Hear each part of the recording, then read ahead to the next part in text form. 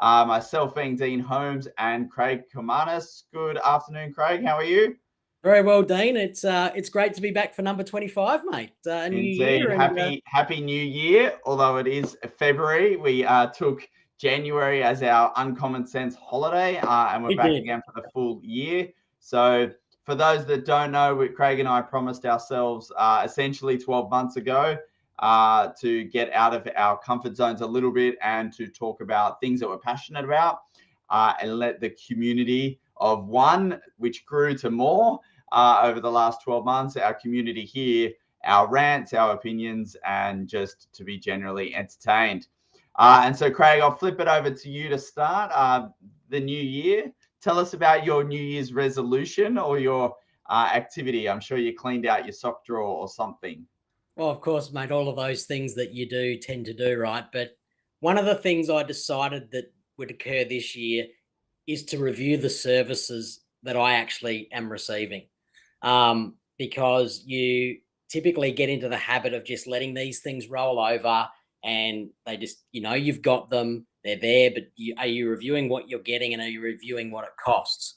And so I made a promise to myself that I would go through all of my service providers and review what I actually need and what I actually don't, and also review though what was I paying when it started and what am I paying now, and is that balancing up and how's it working? And Dean, just an example, like my car insurance, which I thought was still $85 a month from when I signed it up a couple of years ago, is now $155 a month. And none of this is about price per se, Dean, but it's just that matter of reviewing and going, am I getting what I want out of that service for what I'm paying for it? Of course. I cancelled some of the streaming subscriptions we had, because if you wanted a movie night, you might as well come to the Komanis household, because there was every streaming subscription you could think of. And then you realize you're not using some of them, so that you can adjust those and turn them off, which means you can invest in other things. So I had this really wonderful moment of reflection and just reviewing all of my services. And then it got me thinking to, why we do Uncommon Sense, and that's to help advice businesses and talk to them about the things that may be beneficial for them. And I know all of the time advice business owners go, yeah, I've got that service, I should review it, but it's okay. And they just tend to leave it and leave it and leave it. So I'm putting a call out for the calendar year 2023 to be the year that you review your services. Review everything that you're getting from a service provider, and look at it and talk to your provider about what you need, or look to new ones if you think that it's time for something new. And Dean, one of those big services is obviously the ability to plan strategy and execute and implement on it from a business perspective to help drive profit growth, and having the right accountability points in that.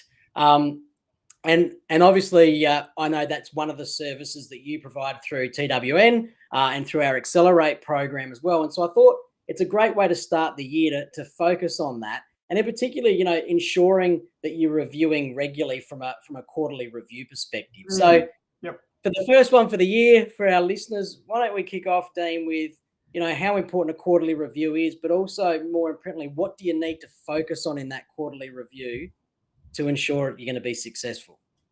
Yeah, absolutely. So thanks, Craig, and thanks to everyone that's listening. We've got some live listeners, so if you are listening live and you've got any questions, I do have LinkedIn open on the side so I can see any questions or comments, or at least one of those green claps would be great, just to let us know that you're playing along at home. But yeah, so we just finished our quarterly planning for all of our businesses, and so for us, first and foremost, the quarterly plan is always the 4 quarters add up to one whole, of course, in the 1 year plan. So for us at that period of time, I just saw some green hands, so thank you. So at this point in time, we're now in the 3rd quarter. And I know that you love basketball analogies as well. There happens to be 4 quarters in the basketball, but it's a really important quarter in terms of basketball or business. And so for us, it's actually about reminding ourselves what were our 1 year goals and making sure that this quarter is the one that gets us absolutely on track to achieving them. You can't get to the 4th quarter and expect to go, oh, that's what I wanted to achieve over the year, and do it. So the focus from our perspective was just making sure that firstly we understand everyone's 1-year goals and we review them. We review them every quarter, but we're focused on making sure that we did articulate where we want to be in 12 months' time at 30 June and get that done. And there's a couple of themes in terms of the goals that the businesses set for themselves that we're really focused on over the next 90 days. And we'll probably talk about a few of these as we go through, Craig. So there was an energy one, and I think energy was positive, which we'll come back to. There's variety of pricing related conversations. For those that don't know, I keep talking about the SOA should be free. It's becoming even more important given what may have come out yesterday. Yeah. Staffing is constant in terms of the discussions, but we're not trying to decrease staff. We're trying to increase staff overall in the businesses. A refresh in marketing. So that's a big terminology, whether it's sales and marketing, branding, etc. But there's a refresh going on for some of the businesses that we'll dive into today. And the final one that got me, heard it yesterday, and Craig, you reminded me, is the tech stack creep. And so you obviously went through the deleting Spotify or Netflix or something to that effect. And we do that in business as well. I was in a professional planner forum yesterday, which probably had 200 advisors. And the question was, who likes Xplan? And one guy put his hand up out of them all. And the most amazing thing, I turned around, he was on my table. I turned around and said, tell me why you love Xplan. And the thing that he said, he said, well, we just went all in on Xplan.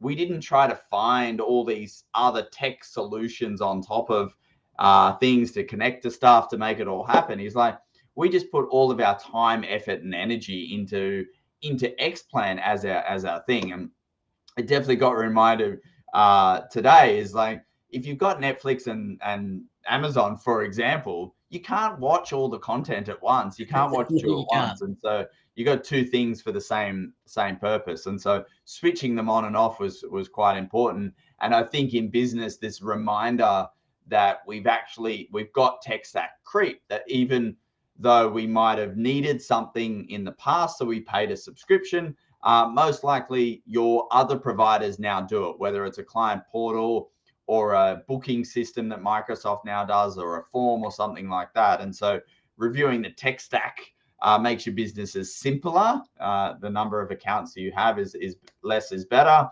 but also flipping that back to obviously making the team being able to use those products a lot easier if there's less of them. Yeah. And Dean, sorry, mate, I was just going to say, we're a bit rusty, everyone. We can't quite, it's our first one back. We might we're normally pretty good with this, but you use my favorite word then, simple. And time again, I watch people make things hard because it seems to be easier to make it hard, where simplicity is what we need and everything. And, I know, even talking to some of my team this week, it's been about how to make things simple. Like you don't have to overcomplicate a process. You can actually make things simple and it's going to be easier for you. But then I also realized that my personality trait's different to someone else's personality trait. Some people need the detail to get to the simple, but if it's hard, it's just never going to get done. Or it's going to be done slowly. And so my next question for you, mate, is how do you work with these businesses to ensure what they've actually put in that quarterly plan gets done? Welcome to the world of accountability is the key there, Craig. So the two elements that we found really, really valuable is, firstly, as simple as this is, and I'll keep using the word simple to make you happy. As simple as it is it's defining first and foremost what done looks like. So what the first challenge is always going, well, we've set this goal for us, but how do we absolutely know at the end of 90 days, we can look back at all the work we may have done, and how do we know that we've done it? And so it sounds simple and obvious, but making sure that we've defined what done looks like is the first step in this particular process. And then we know that we've got 12 weeks to get it done. And so my next focus for everyone is just saying that all I want you to do consistently is, if you do 1 hour a week for 12 weeks on that goal, you're very likely to achieve it. Okay. Yep. So defining what done looks like, allocating the time per week to work on your business to get it done, and then having an accountability mechanism to make sure that people are holding you accountable for the time that you're working on the business, not being a financial advisor. And so that accountability for us is seeing the people that we're working with, the businesses that we're working with, we're seeing them every Monday and every Friday, and we're understanding what their roadblocks are for the time, but also that particular task that they're working on that week, to try to remove all the roadblocks to continue to just be able to work on it next week and next week and next week. Yep. Excellent. Now, here's the next one. So we've just done quarterly planning. 2 weeks has passed and I've seen a shiny new toy.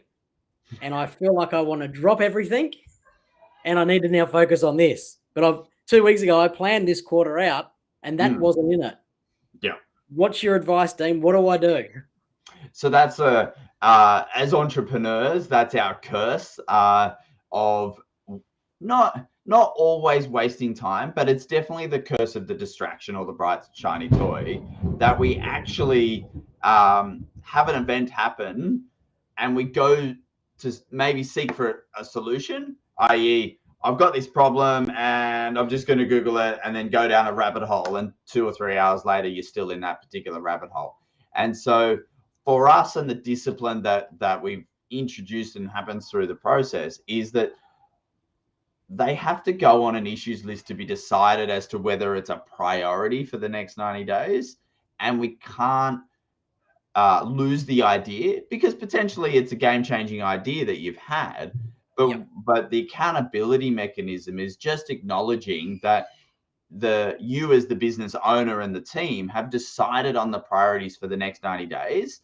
And if this is really the greatest thing ever, it's still going to be the greatest idea in 89 days time, or in 2 weeks, in 2 weeks.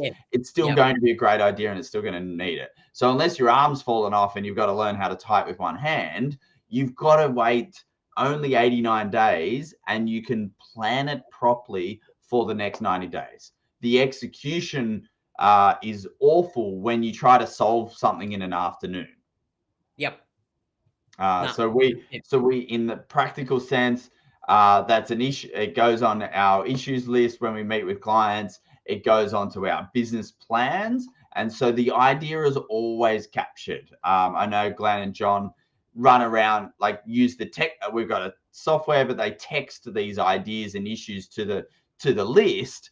And then we discuss them, but they go on to the quarterly planning, and we pick them up in 90 days time.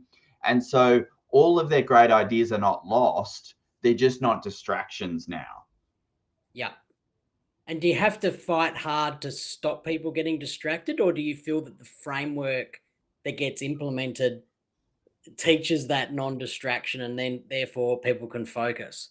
Yeah, it's like having a boss. So when you've got a boss, and we can talk about this in pricing as well, because I think it's equally relevant.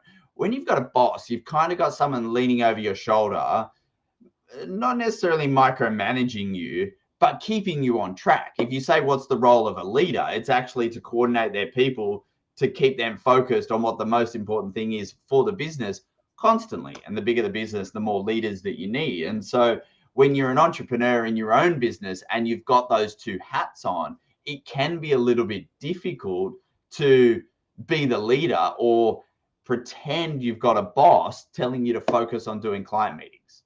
Because most of our business go, the most beneficial thing we can do is do client meetings, but we get ourselves distracted on other things. And so this concept that you've got this accountability mechanism, but also call me your boss, is that you actually then follow the system of going, I'm going to talk to Dean about this, or I'm going to talk, it's not just me, I'm going to talk to my colleague about this, or my business partner. I'm going to talk to them about it in a professional, structured way, and we can both agree whether we waste time on this thing. I'm a victim of this in a lot of things that I do before I got this kind of discipline and follow this process, is that I would run down the rabbit hole of all sorts of bright, shiny toys, and we would, I would waste time, and then I would pitch it to everyone else, and they would go, well, that's not what we're going to do. That's not our core target. That's not our focus for the next 90 days. And I would be the one that wastes time. When it goes on the business plan, either it's a good idea and it stays there, maybe for a quarter, maybe forever, or other times I put things on the list, and by the time I got there, it actually wasn't an issue. Yeah. So I deleted it. There you go. Now, so you mentioned, jump onto the pricing one, Craig, in that same context.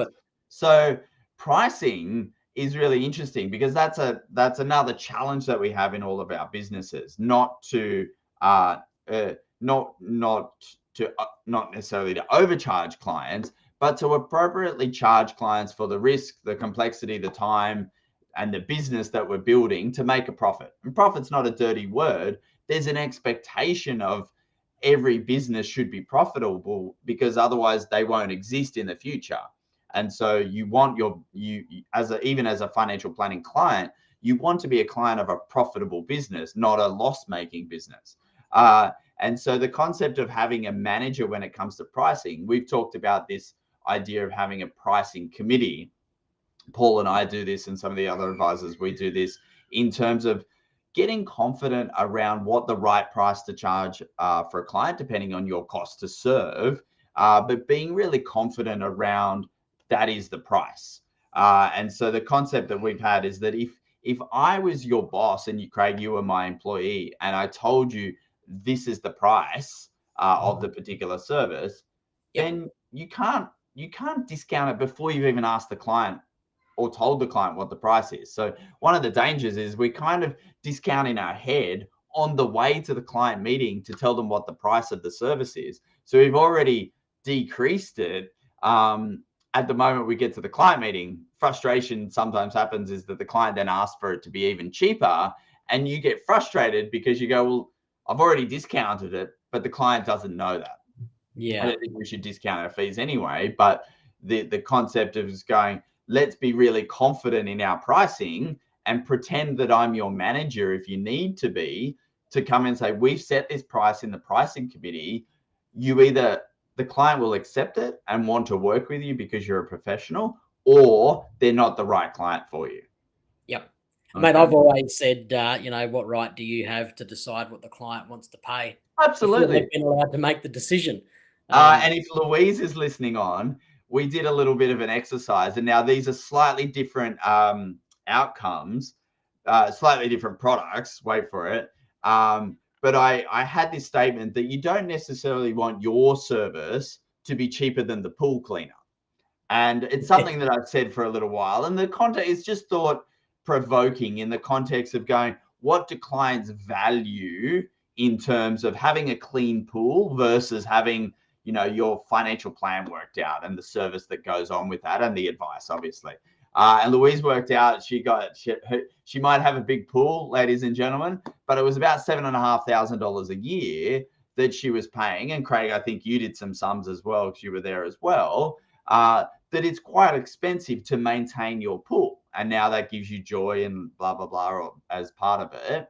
But then can you imagine if a client's thinking you're pitching a $4,000 piece of advice and they go, well, that's cheaper than cleaning my pool. Of course I'm going to go with it.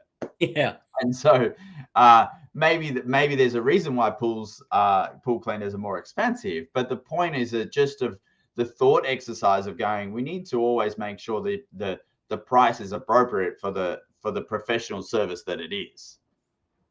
Yeah, definitely, mate. Definitely. Now, the other word you mentioned was energy. So let's cover that. Oh, I'm excited. Tell them the price, son. For those older listeners that know the little doers, look, there's actually an excitement, notwithstanding the quality advice review that came out yesterday, which some advisors might be really excited about, and I'll have to slow them down because it'll probably be a couple of years before the changes actually happen.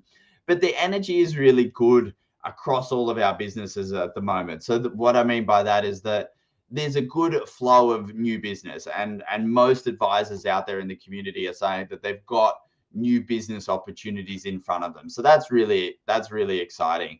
And so the energy comes from the fact that the businesses are starting to feel like they can deliver to an increasing number of clients without the advisor necessarily working more hours. And so it's a focus on team and people and process that's bringing this energy to the business, going, well, if I can see 5 more clients a year or 10 more clients a year, and I can squeeze in an extra meeting and delegate some more things, we're now starting to see how much more profitable the businesses can be.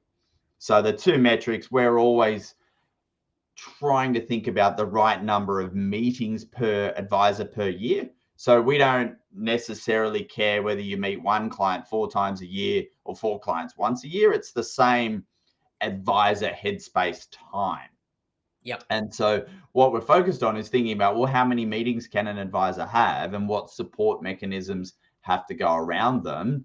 And then what is the total revenue of that pool? And so we're trying to encourage and build this energy around going, we need to work out how to have more meetings and then get the revenue up to $1 million or more per advisor, so that we can afford to support everything behind the advisor as well.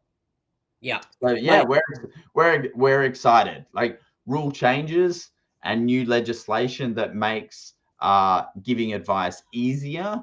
That is exciting. I'm not necessarily sure if the rule changes are going to instantly decrease the cost of advice, but they might stop the increase, of course. But the greatest thing is if we can have some rule changes there, and as a result of that, we can serve more clients per human advisor. That's really exciting, because as we know, there's not a lot of advisors joining at the moment. Yeah, definitely, mate. And you're right on the energy. I was fortunate enough to be able to come in and attend a little bit of your quarterly workshop that you run with the practices and the businesses. And one thing that was evident to me observing that room was how energetic it was and how happy people were and positive they were, and getting on planning their businesses. And what impressed me the most as someone just watching it was how well they could actually plan for their own business as well as share with their peers. And someone who's been to a lot of these business planning events or come and talk to your peer events in the past, they're great events. There's no doubt. And I use the word events, right? They're good events. You go to this event and you learn stuff and you get to talk to your peers. What I watched the other day was a planning session with peers, which is very, very different to what I've seen in these other events. And that was that, yes, you can share, and yes, you can actually, pick up other things from your peers and get ideas, but you're actually putting that plan in place in that moment for your business to go and work on it. And that's, to sit back and watch that, the way you ran that, Dean, and saw that evolve, that was really great for me to see. I'm blushing. I left with lots of energy. But it's the difference between the same themes and words keep coming up, but definitely the accountability. Creating a mechanism of accountability is one element of it in terms of helping businesses move forward. Whether that's external or internal accountability, you need that accountability to help grow. And sometimes that's difficult. If I was always a nice guy, there's less accountability, right? I always think about the personal trainer. Do you want a personal trainer that just talks to you and entertains you while you're lifting, or do you want a personal trainer to actually, not forcefully, but push you and motivate you and actually get a bit firm with you at different points in time because you're capable of more? And so we definitely love the accountability to create that strength of going, we're all capable of more, and let's work out how we get there. And the second thing is that we all share with abundance, and it's something that is definitely across the industry overall, is that we're really not competing against one another. We're trying to grow the whole pool. Talking to Tara yesterday, we're trying to grow the pool of talent to get more humans into advice. whether they work in the front or back office, that doesn't matter. But we actually need more humans to come and want to be a financial advisor as opposed to an accountant or an engineer. So growing that pool is exciting. And so, but in terms of the sharing, it means that we share with abundance, so that if I'm doing something great, I'm going to share it with the people there, just like Paul's doing something great, and everyone hears from Paul what Paul's doing and go, I'm going to try a little bit of that. That would be great if I could do something similar. And the way in which the model works is that you've got it in your inbox the next day. You've got a Loom video of how we do it, and all the other advisors are the same way. We're sharing actually live what we're each doing, so we can solve each other's problems and all move forward as a group.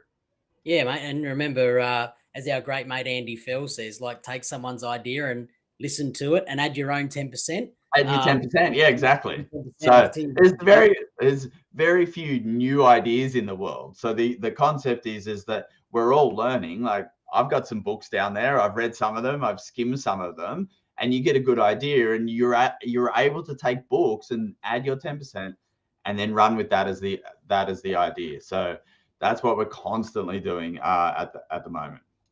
Fantastic, mate. So, what a great way to kick off Uncommon Sense. We're going to be here every fortnight again throughout the year. Dean and I have been talking. We'd love more guests to come and join us. So if you've got something that can help advice businesses that's beneficial, reach out to Dean, reach out to myself. We'd love to have you on and talk about it. We really want this to be the place where we're having conversations about things that are going to help business owners in advice businesses. So that might give it a wrap for today, Dean. That's it.